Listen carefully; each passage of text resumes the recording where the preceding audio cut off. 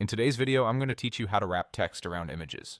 If you've ever added a picture and watched your paragraphs scatter in every direction, this will make everything look polished and intentional. We'll keep it simple and clear so you can apply it right away. Start by clicking the image to select it.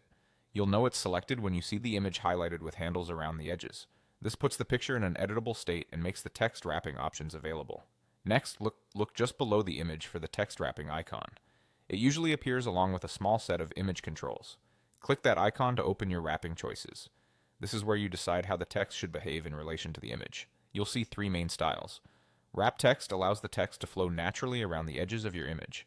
This is perfect when you want your writing to hug the picture on the left or right and create that professional magazine-style layout. If you notice awkward gaps, don't worry, we'll fix spacing in a moment.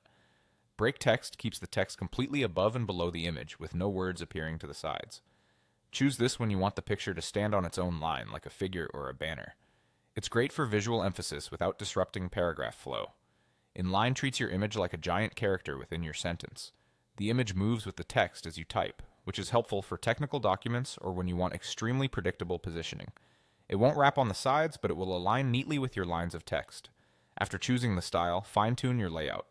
Drag the image to reposition it. For wrap text, moving the image left or right changes how the surrounding words flow.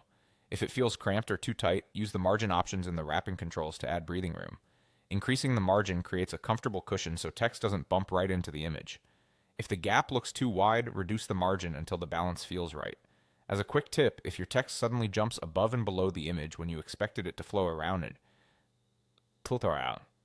you're probably on break text, just switch back to wrap text. And if you need reliable alignment that stays anchored with specific words, inline is the safest bet.